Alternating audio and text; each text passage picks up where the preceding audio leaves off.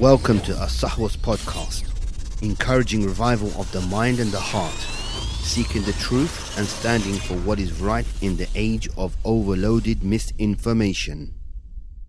It's been just under 14 years of the occupation of Bilad al-Sham, i.e. Syria. The news broke out nearly a week ago and put the whole world in shock. Before we speak about the situation, the current situation in Syria, we need to honor the people who put themselves at risk and sacrificed their lives for this noble and great cause of the freedom of Syria. Just to like to make a point also, Syria is not just about Syria or Syrians or about Arabs, because every person that I knew was not a Syrian who went to help in Syria, which is a strange thing.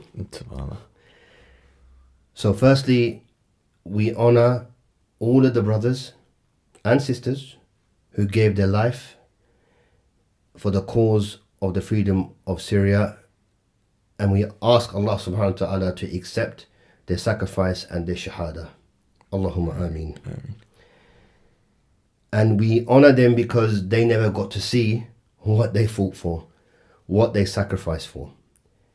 We also honor the many great brothers and sisters who sacrificed their time, their lives, more or less with a lot of them who gave up their homes and lived in Syria and are living in Syria. All of the noble charity work that they've done, and many other charity organizations, because we can't give credit just to one person or to one group or to one charity, but it's been a united front to help those in Syria. There are a couple of things that I want to make a point of. We hear a lot about rebels, the revolutionary rebels. We as a Muslim community have become afraid to say the word mujahideen. And I want to make it clear to everyone, whoever, whatever group, who we know, like or dislike, that liberated the land of Syria as we know from last week, in the eyes of Islam and Muslims, they are mujahideen. And we should be proud of our religion, and we should be proud the fact that they fought jihad fi sabilillah. When they entered the various cities, they entered with the takbirat, with proclaiming Allahu Akbar, Allah is great, La ilaha illallah, there is no God but Allah. And maybe afterwards they may have mentioned about Syria and what have you. So the reality, they entered and liberated those lands and those cities, those towns, with the intention that it be for the sake of Allah. It has surprised the whole world how this group and other groups, these fighters, they've been fighting, skirmishing here and there, different groups, different people. The land has gone through so much in the last 14 years. How in a matter of 1 week they took over the whole of Syria. Maybe there's a few, areas that are still not under their control. So there's so many questions to ask. There's so many conspiracy theories. And the credit cannot be given to the rebels, to the revolutionaries, to the mujahideen. So the first question to ask is really and truly, who are all these groups? Abdullah Jabbar, welcome to the show. Assalamu alaikum. Wa alaikum assalam wa rahmatullah. Good to have you again. Yeah, alhamdulillah, it's good to be back. Well overdue. Yep. And was not really expecting to see what's happened within this week. Now today, there's been continuous bombardments by the Israelis. Yep. A few days ago, it was the Americans. And they're making this point of, we don't want the Syrian ammunition, weapons, arsenal to get in the hands of the Islamists, the extremists. So that really shows Israeli and American intelligence they had already of all these places. Yeah. So if Assad, for you, is such a tyrant, why did you not bomb these places in the first place? Yeah. Right? That's true. So, Abdullah, first question. Bismillah.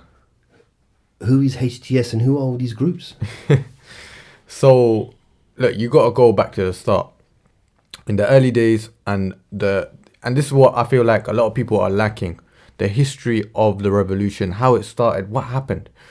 And most people think that, you know, a group of rebels came out of nowhere and started fighting people, but that's not the case. The situation was, and subhanAllah, what we're seeing today, especially of the prisoners coming out of prisons like Sidnaya, other places, a lot of people in Syria were going missing. And it was for so many different reasons. Some because they had long beards. Some because they were allegedly aligned to, you know, resistance groups at that time, which weren't even like groups themselves. You know, anybody that opposed Bashar al-Assad, or even his father before him, Hafiz al-Assad, was at basically the forefront of getting, you know, the worst of worst treatment. And it's funny because, subhanAllah, you look back at it and you're like, wow, like 14 years have gone past and we've got to this moment now. But that's 14 years of, like you said, people putting down their lives for the sake of Allah. And off of my main point of how the revolution started, it was because of a bunch of young kids. They wrote on their wall while the Arab Spring was going on, they wrote on their school wall, "Your turn will come, O doctor." And subhanAllah, that statement is so true now because his turn came. But what was the significance of that statement? Bashar al-Assad was a doctor. So it was a direct threat to Bashar al-Assad. But you have to remember, these are youngsters, these are kids. Like what, 14, 13, 12, in what, just made it into secondary school, let's just say, for the UK. So you got a group of year 7s being year 7s. We got year 7s here that will act crazy and do funny things. And instead of talking to the family, instead of, you know, explaining, you know, to the kids, you know, this is not right, it probably would have brought them down, and they probably would have been like, you know what, Bashar's actually a nice guy. You know, maybe we got it wrong. What did he do? He took these kids, kidnapped them. When the parents asked for their kids, imagine when the fathers asked for their kids, they were told, forget about those kids, go and make some more. And if you can't make them, then send us your wives and we'll make them for you. And then on top of that, they were tortured. These children were tortured in the same prisons that we probably know of today. And then sent back to their families in body bags. And one of those famous kids was Hamza, I think Al-Khatib his name was. I'm not too sure of his last name, but Hamza. And subhanAllah, that is kind of how everything started. And again, the people didn't rise up to fight. The people didn't try and go and take down Bashar. The people wanted justice and wanted to know why this happened to their kids. They went out and asked what was going on. Now, what you have to understand about Syria is everything there is a community. Every area is a community. Whether, like, for example, a lot of the people in Whitechapel, for example, everyone kind of knows each other. If you've grown up there for years, you know your neighbors, you know everyone around the area. So the same thing is with Syria, but you have to remember, like, one area might be full of all the same cousins as well, because it's all family. So when the families of these children and their relatives and their community stood up and said, look, what's going on, in a peaceful protest, and it's important that we make that clear, Bashar al-Assad told his troops to go and shoot at them. And these were the stuff that we witnessed when we were youngsters. These were the videos that we saw in the early days of Syria, and it's crazy to think now that subhanAllah, there's so many people that haven't seen this stuff. Yeah. You know, we saw these videos of them shooting at these people using water hose guns from the back of fire trucks, spraying them out of the way so that they can't stand there. And some of the soldiers that were part of the army, because everybody in Syria was mandatory to be a part of the army, they decided, you know what, we're not up with this. But this is not what we signed up for. We're not going to kill our own family. And they switched sides. Other areas heard about this. They rose up. And one of the famous ones was Hama. Hama is where we saw all the videos of the people saying that we swear by Allah that we will put our life on the line for his sake. we will become shaheed for his sake, and inshallah till the land is liberated. And this is what the people went out for. Now, when these ex-soldiers switched sides, they made a group called FSA, or the Free Syrian Army, and then they fought back against Bashar. And some of the people, subhanAllah, because bear in mind, they're getting shot at, some of the people were just hunters. Just, they had their normal rifles that they would go and get rabbits, etc. They fought back against the Bashar soldiers to protect their families with shotguns and hunting rifles. So this is what it is. It wasn't a scenario where these groups came out of nowhere and they just wanted to fight. It was a situation where they were forced into it. They did not want that. No one wanted to just start a fight. But Bashar al-Assad was the one who started that. And this is what has led to today. Now, over the time in Syria, over the last couple of years, there's been many groups. The notorious ones, like I mentioned, is FSA. Then there was HTS, and HTS is the one that everybody kind of knows about now. HTS was previously known as Jabhat al-Nusra. They were the kind of original Al-Qaeda group inside Syria. And the reason why is because their leader, Mohammed Jawlani, was in Iraq prior to this, and he fought under the ISIS banner in Iraq, then came to Syria and created Jabhat al-Nusra. Now, I think it's important for people to note that the ISIS in Iraq at that time wasn't the ISIS of today. It was a whole different group. It had a whole different leadership. Because people get confused. They're like, oh, well, so he was part of ISIS and then he came and he done this. Later on, a group splintered off Jabhat al-Nusra, and they are what we know as ISIS. They decided that they're going to make their own group and they're going to basically take over the whole revolution. And you know, alhamdulillah, Allah subhanahu wa ta'ala never allowed that to happen. They got destroyed and they got pushed from the areas that they took off Muslims. Because the rebels at the time had taken areas from Bashar al-Assad. And at the time when I went in 2013, they had about 45 to 50% of the country.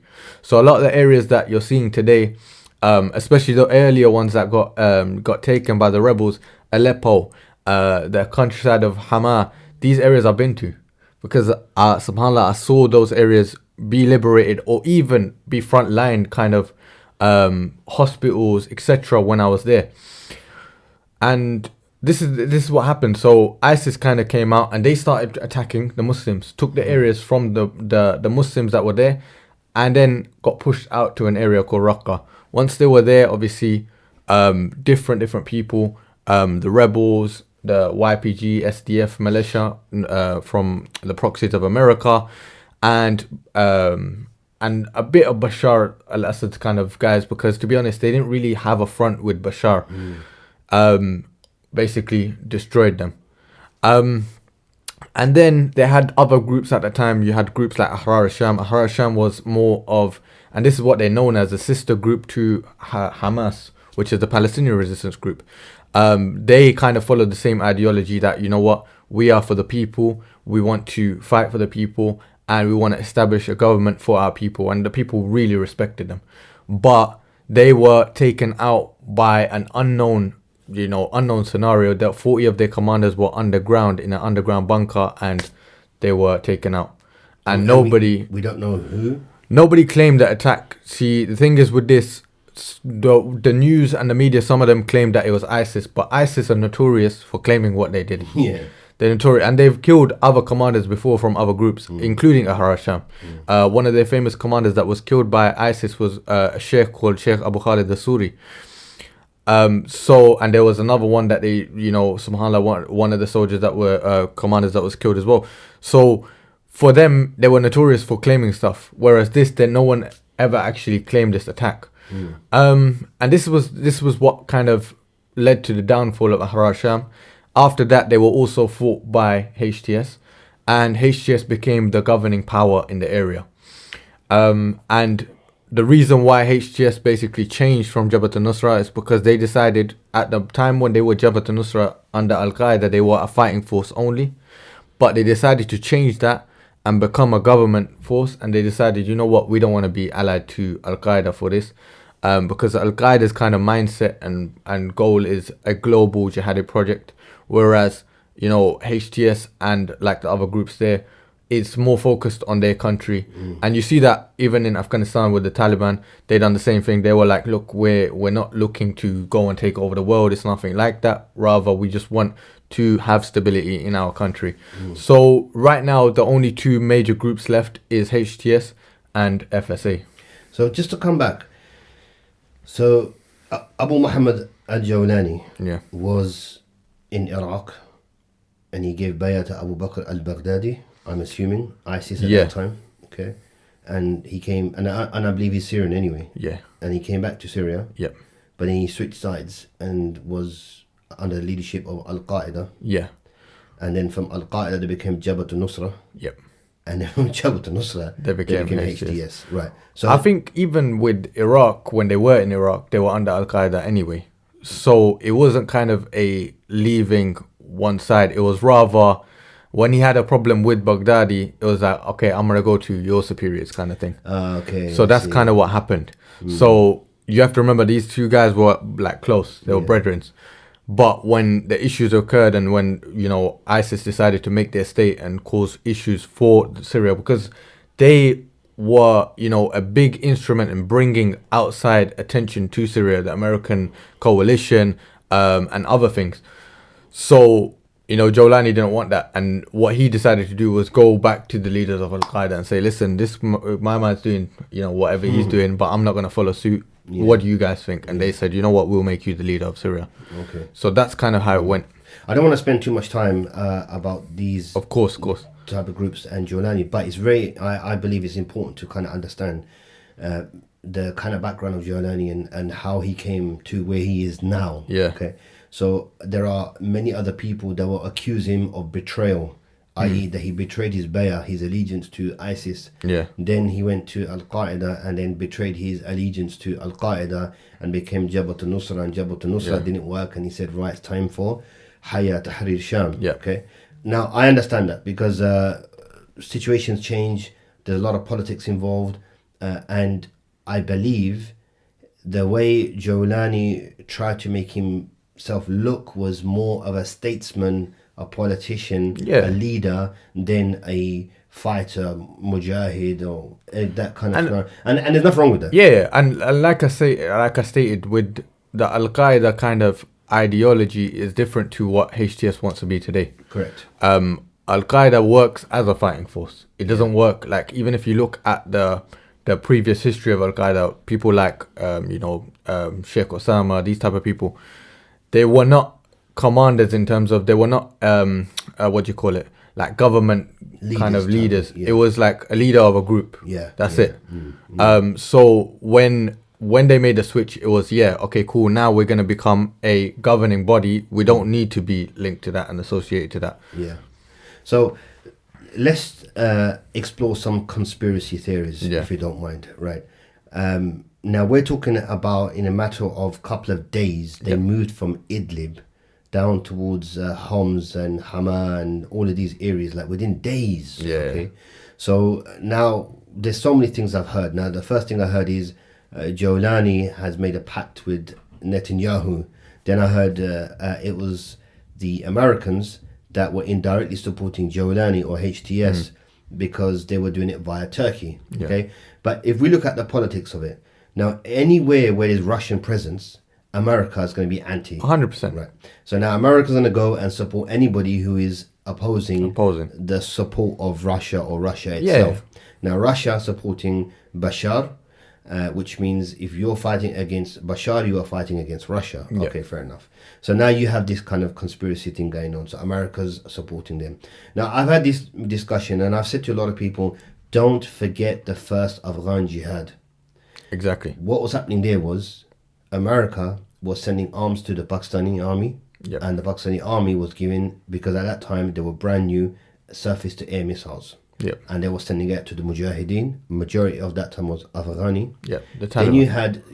Then you had the Saudis who were pushing people to go and fight jihad, right? Giving free tickets, I heard, right? Now, and that was because of American support. So this politics has always gone along. And it will. And this is what it is. Continue. Whenever people read history, like you said, you'll start to see this stuff. And it's always been there. And to be honest, it's always going to be there as long as these countries are the superpowers of the world. That's what they're gonna do. And with every war, there's politics. I feel like people sometimes get a bit twisted. They're like, oh, look, especially people that have joined in this chapter, because what tends to happen is a lot of people look at the chapter that they are on and be like, okay, cool, this is what's going on right now. It's crazy. Conspiracy theory 1, 2, 3, 4, 5 sets in your mind. But if you actually flick back to a couple of chapters and see, okay, 14 years, what are the people going through? What is Bashar al-Assad doing? And to be honest, for me, the worst ones are the ones that say, Bashar's bad, but, it's like, what kind of, do you understand? Where do you, how can you say, but, there's no kind of excuse there.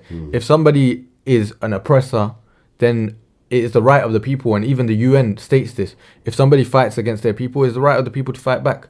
And resistance is there for the people to do. So this is what it is. You can't be like, but the people of Syria should have just stayed under him because look now, what's going to happen tomorrow? No one knows 100% what is going to happen tomorrow. Well, I'm glad you said that, because there is a concept by a certain group of Muslims. And what they would say is obedience to the ruler. Okay, now another set is, or the mindset of another set of people will be the fact that why would you cause more trouble for yourself? Because if you're going to demonstrate against an oppressor, then he's going to oppress you, and then basically it's your fault kind of thing, right? So the first group that talk about obeying the ruler, let's make that clear, because you see, when the hadith mentions, and so far there's only very, very few hadiths regarding this. Now the hadith says, for example, obey the ruler even if he beats your back, something like something along those lines. Now if you look at the understanding of this hadith, many of the muhaddithin will say this is weak, and some will say this is even da'if. Anyway, we won't go down that road. We're just going to say understanding the hadith itself. Okay, many ulama have said this hadith, the language is ajib, because Allah or the Nabi Sallallahu Alaihi Wasallam would not say to you to take the oppression and do nothing about it. Okay, and therefore, in one angle, this hadith or this saying doesn't make sense. Okay, and the second issue is how much do you stop? So if the country that you're living in and the ruler is oppressing you, if he turns around and says to you, "Listen, I'm your ruler. You have to obey me. Do as I say. Even if I beat you and hurt you, smash your back, I'm going to take your wife as well." Exactly. So are you going to say obey the ruler there as well? Where does it stop kind of thing? That's one camp. The other camp is, apparently, Sheikh Albani apparently said in a saying that the Palestinian people should not rise up against those in Israel because they have no quwwah, they have no power, they have no military. And this will cause them more harm. Now I understand the ration. If Sheikh Albani rahimullah said this is his opinion. That's his opinion. This is not based upon something like, Quran there's no clear cut evidence for this. And there's many ulama that have said the opposite, and they said no, you fight against the oppression as much as you can. There's many hadiths, so we're not going to really go into it, but just want to make that clear. The other thing about obedience to the ruler is it means a Muslim ruler, a legitimate ruler. Okay, Bashar al-Assad, number one, is an Alawi. And even according to the scholars of those that preach this and those that say, don't stand against the ruler, they state he is Alawi, and majority of them don't accept that he is a Muslim at all. Okay. So this is what it is. So when you're stating this statement, okay, don't stand against the ruler, but you don't necessarily believe he's Muslim anyway, where's the, it kind of contradicts itself. And the difference is now, living in a land which is governed by what the ulama call asli kafir, meaning they are kafir, non-Muslim by origin, is different from a land that's been occupied by those rulers who do not rule by Islam or Sharia. That doesn't even make them Muslim, right? So they are occupiers, so you have the right to fight them.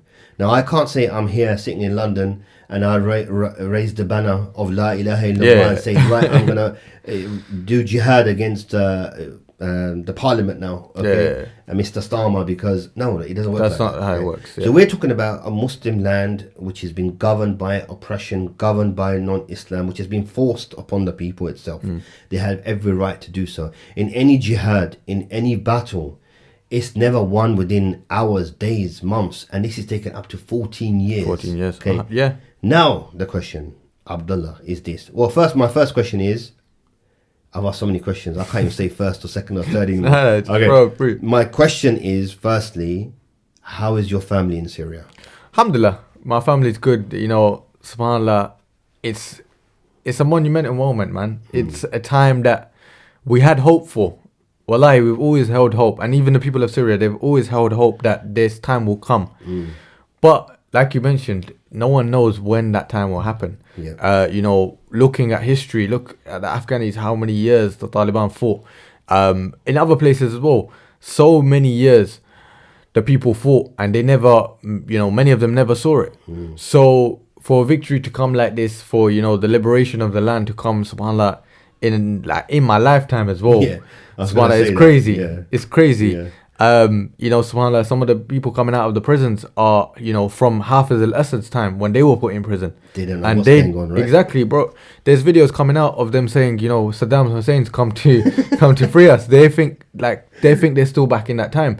But they have now seen the liberation of their country, of a place that subhanAllah has been through that oppression for so many years. Like, obviously, we're not going to go all the way back in history, but 14 years is the revolution now. Yeah. Before that, Bashar al-Assad and his father have committed so many atrocities.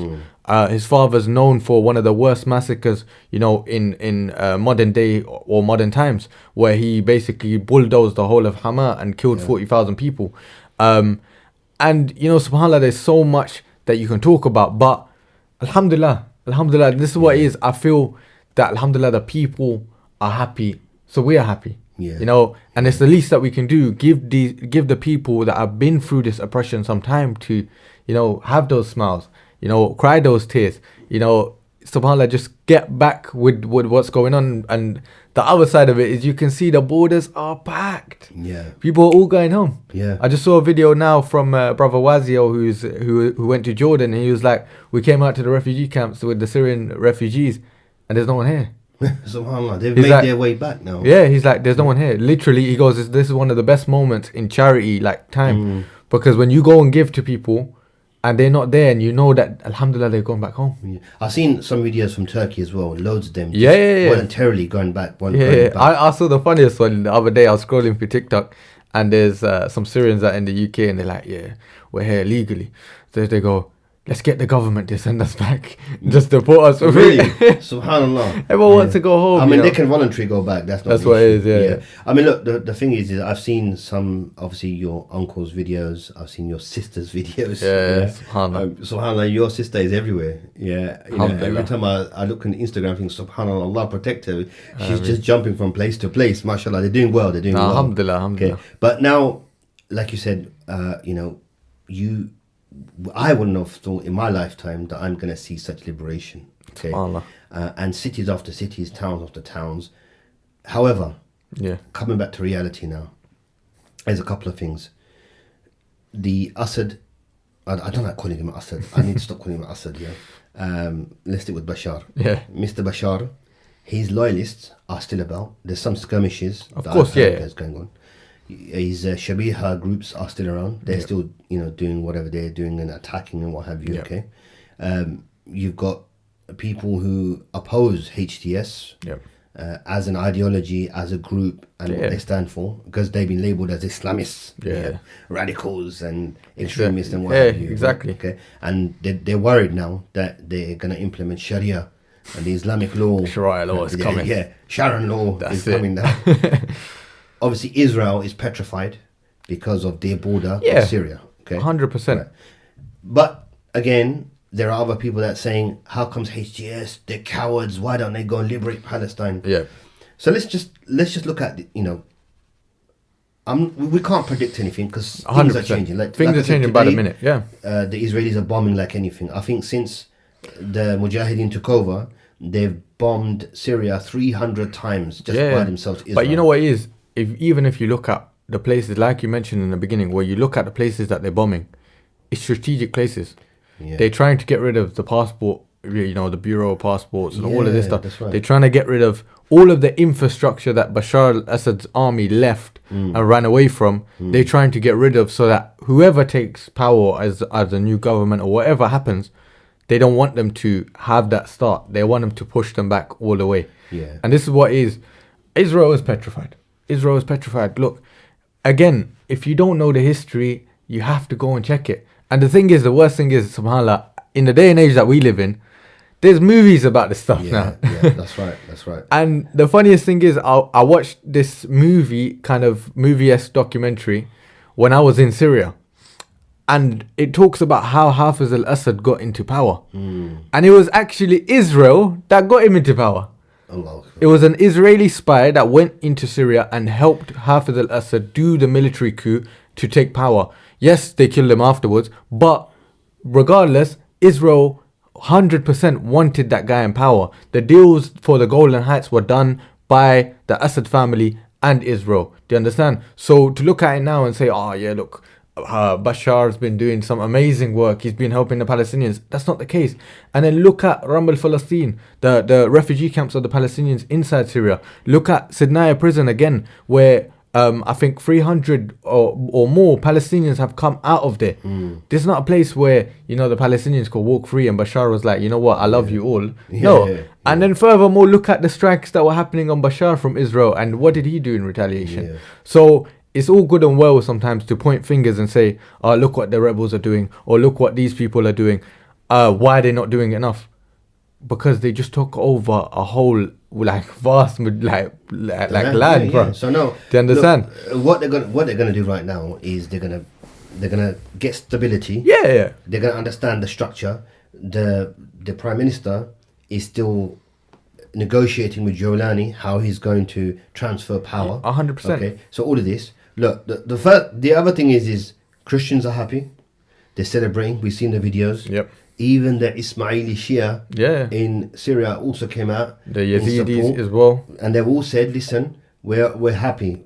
Did you see the Christian that took Shahada yesterday? Yeah, I saw a really quick clip this morning. Because I was getting to work and I was just like, what? Really? And subhanAllah, the craziest thing is, I have a story that is very similar to this. When we were in Syria, there was a whole area of Druze that subhanAllah, they were in that area. And this whole narrative of, the resistance forces or the rebels or whatever you want to call them will attack everybody and they will kill everybody, especially the non-Muslims, is not true. It was only ISIS that did that. And like I said, every single person there and outside has opposed the ideology of ISIS. And we know that they took everything to the extreme. Now, with these Druze, subhanAllah, they were in this village and there was a couple of Sunnis there as well. So we asked them, and a brother that was kind of chatting to them, asked them, look, can we build a masjid here? So they were like, yeah, cool, no problem. So walk off the land, built the masjid, and subhanAllah, the whole town became Muslim. Okay. Because out of the respect that they were getting from the other people. Even with us, there's time that, subhanAllah, we've been to Christian churches. Christian churches have not only just been in Aleppo or in these areas now, they've been all over. Yeah. There's Christian villages in Idlib. Do you understand? So I've been to these places and alhamdulillah, I never had a problem. There's videos of me at these churches. Yes, some of them did face, like I said, some kind of force or some kind of oppression at points, especially from ISIS.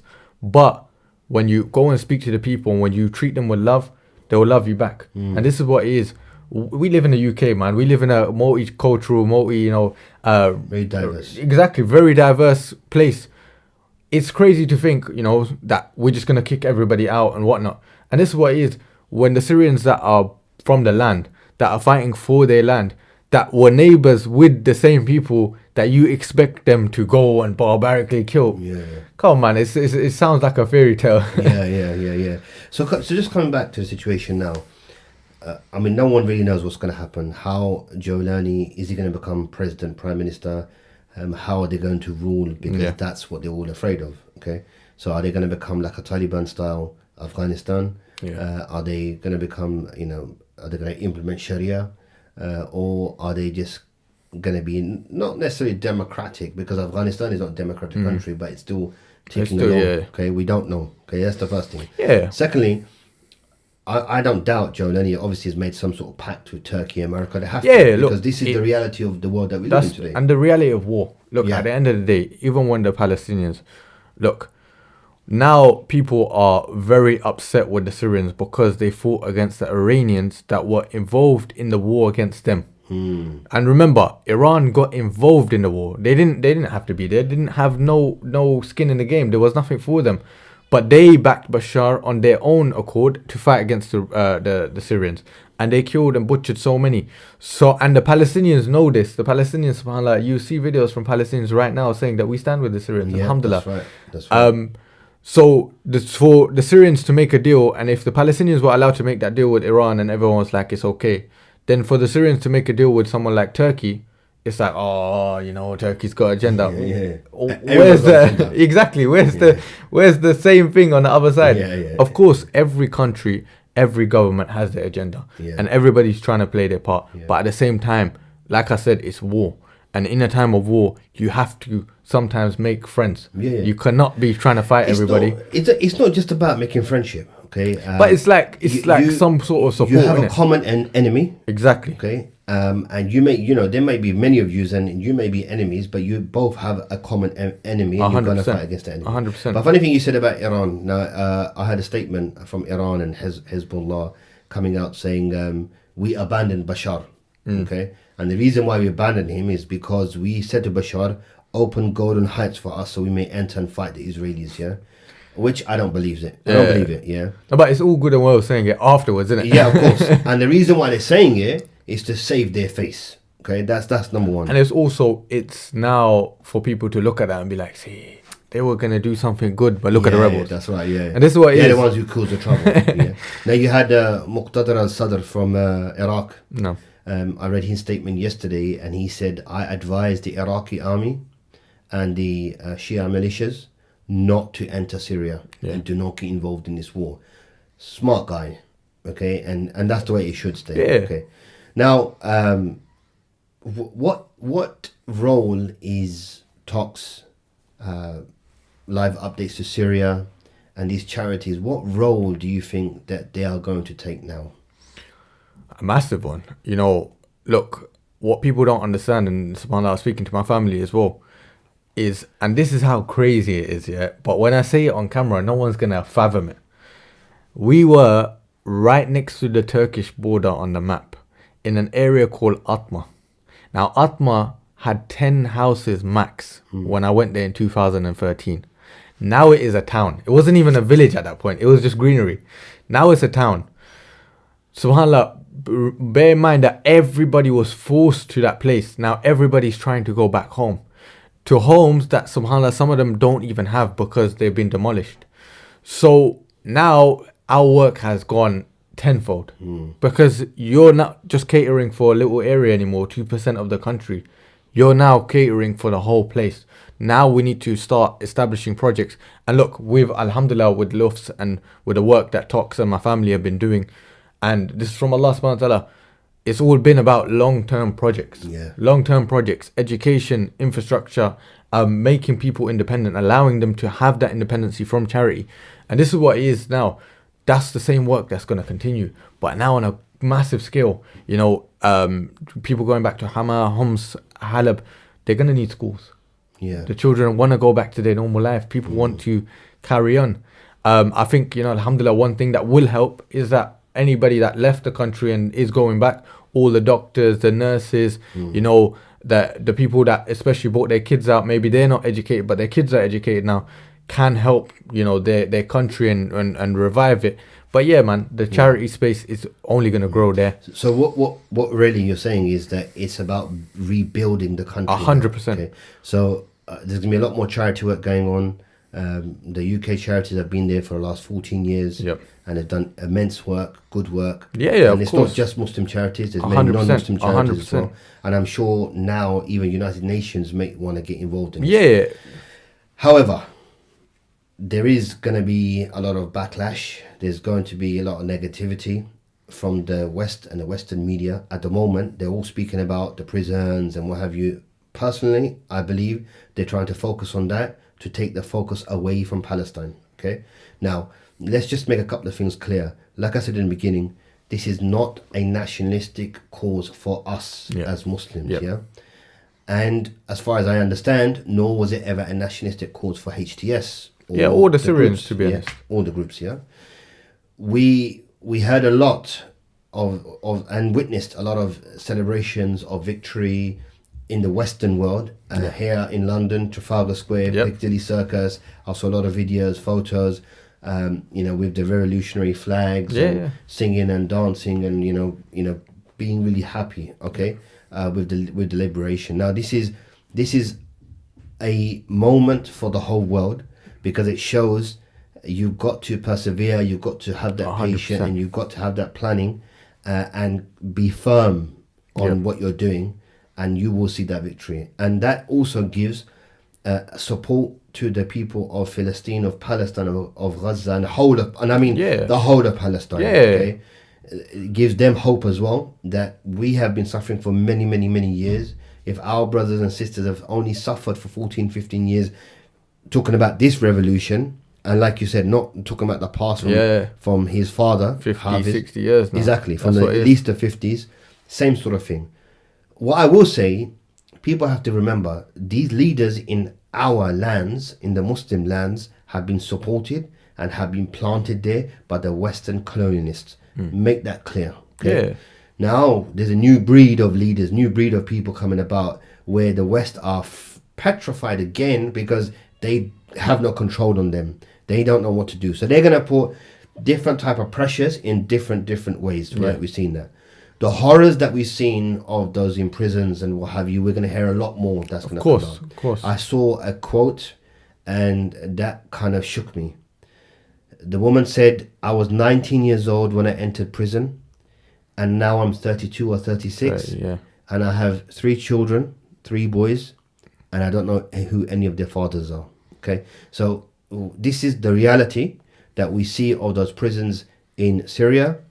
Same thing is going on in Palestine as well. 100%. So Netanyahu, with his mug, can come on and say, we want to make friendly relations with those in Syria. We've seen... It's not true. And this is what it is. We've seen this before with Bashar al-Assad. Yeah. Bashar al-Assad openly came up on camera and said, I condemn Israel for hitting hospitals. So one of his notorious strategies, what he used to do is target the hospitals. So we've seen this kind of work and kind of, two-sided kind of like two-cheek compliment thing in the past. At the end of the day, the Syrian people are not silly, and they're not stupid people. They know what's going on. They know that, subhanAllah, their people and their brothers and sisters in Palestine are going through, what is to be, subhanAllah, could be even worse later on. When we hear the horrors later on, that's when everyone's going to be like, oh my God. But reality is, we know what's going on there right now. And, for us as Muslims, we need to factor in all of this. Like you said, it doesn't just stop here. And people are going to be upset with the charity work and stuff, because they're going to have this feeling in the sense that it's taken away from Palestine. But at the same time, I urge people to understand that as Muslims, like you said, it's not a nationalistic cause. We're not helping for one person. We're helping for our ummah. And subhanAllah, that the stories that come out of Syria, like you mentioned, the bigger thing for charities and stuff that is going to be needed, and some of the projects that, subhanAllah, we found so hard to manage inside Syria, even ourselves, was to look after those who had trauma. Do you understand? And those are projects that, subhanAllah, we're going to need. There's going to be so many families that have that. And when it comes to the time of Palestine, when the aid can go in, when charities can go on the ground, and of course the work will be exactly the same, that we would have to do the same things there. So don't get it twisted and don't think, this is where it stops. And because the charities are focusing now on Syria, they're going to forget about Palestine. It doesn't work like that. For us, we, inshallah, are going to be working for the sake of Allah, for the whole of the ummah. And we ask Allah subhanahu wa ta'ala to open the whole of Sham. Allahumma ameen. Because at the end of the day, it's not just one place for us. These are people, it's not linked by being Arab. It's linked by being Muslim, and that's what it is for us. So alhamdulillah, even for myself, people ask me all the time, well, what made you go to Syria? You're not even Arab. Some of the Arabs, they don't even believe I'm not Arab because of the way I talk and stuff. But, I always say to them, it's not because I'm Arab. Yeah. It was never the case. For us, it's the case that Allah subhanahu wa ta'ala blessed us with the opportunity to help our Muslim brothers and sisters. Do you understand? And even the non-Muslims that are there now, they are going to need support. They are going to need help. And as Muslims, that is our right. That's, a right of a human and another human is that you support them. Yeah. A lot of the hadith, even about drinking water and stuff, you can't stop someone from drinking water, or the prostitute that gave the water to the dog. It shows you that you don't just be like, this is only for our own people. Yeah. No, this is for everybody. Yeah. Alhamdulillah. This is adl, this is justice. Because 100%. Even in the time of the Nabi Sallallahu he rebuked al-Mu'mineen to say that you cooked food and your neighbors are hungry. Yep. And the neighbors were Jews. Yep. Right? So it's clear, and that's there's no doubt about it. 100%. Okay? Syria has to strengthen itself. The people have to strengthen itself in order to assist and be of assistance to the people of Philistine. Inshallah. So this is some of the things that we're going to see, and we're going to see what's going to happen, the transition, the power. Yeah, look, the other thing is this: if Israel really wanted to get rid of Jolani, they would assassinate him by now, like the way they've been assassinating everyone. Okay, how and why, again, we don't want to go too much into conspiracy theories. We'll leave that for those that enjoy that kind of thing. Yeah, we're just seeing the reality, and we don't know 100% exactly what's going on. Okay, coming towards the end of the show now. Do you see what do you see in the next 1 year? Oh, yeah, it's a hard one, isn't it? It is a hard one. 6 months to a year. What do you see? Do you actually believe that Syria will be functioning as a country, as a land, and people will be going back and forth? They're going to be thriving. What do you actually think is going to happen in Syria? I do envision that it will, inshallah, start to thrive. I think, look, people are coming and going now. Do you understand? People are going there now. The airport's opening and stuff, that will take time, but inshallah it will happen. I think, look, man, prosperity and stuff will come. And within the year, inshallah, we will see that. We're coming into a new year anyway now. Do you understand? So it's a whole time for them now to focus on that. Try and help the people. Try and help the people that are inside, their own people, and bring that stability. We've seen it now, alhamdulillah, with Afghanistan. Look at how they've prospered in the time that they've had. And it hasn't been that long. So, yeah, man, I think, inshallah, there's a lot to come, man. And inshallah, a lot for us to be happy about. The only way that can change is, look, if it becomes a fight. And like I said, we don't know what will happen tomorrow. But with Israel bombing right now, it might get to a point where the Syrians say, you know what, we got rid of one oppressor. And these guys these guys are trying to oppress us now. Yeah. We're not going to have it. Do you understand? And again, it's always easy for the Western world to say it's the right of the Israelis to fight. It's the right of... to defend themselves. Exactly. But the UN has made it clear. If an oppressor attacks you, you have the right to resist. And this is what it is. Now that Israel is actually attacking the Syrian population, actually attacking Syria, then they might say, you know what? Well, it's our right to resist. So, yeah, we don't know. We don't know what to come. But, yeah, inshallah, we always hope for the best. I always say to people, don't have a defeatist mentality, man. Yeah. Don't give up. Because, look, if that was the case 14 years ago, khalas, the people of Syria would have just, done. And accepted it. Exactly. And then you would have seen you would have never seen half of the stuff that's going on now, but we would have seen so many more families, subhanAllah, going through what they went through today. Yeah. And this is what it is. As Muslims, we need to be optimistic. As Muslims, we need to have that yaqeen that Allah subhanahu wa ta'ala is going to do what's best for these people, and also try and be a part of that. Because it's all good and well sitting at home and saying, they should be like this, or they should do this, or they should do that, or I would have never done it. Like, but you're sitting at home, you're watching on your TV screen, actually be a part of stuff. There's so many countries going through turmoil. It's not just Syria, it's not just Palestine, it's not just Thingy. And there's so many countries that need help. So go and do it. Yeah, you're right. Fill those spaces. Yeah, you're right. Just to finish off, just to say really, it's well, congratulations to the Ummah of Muhammad sallallahu alaihi wasallam on the victory in Syria. Alhamdulillah, man.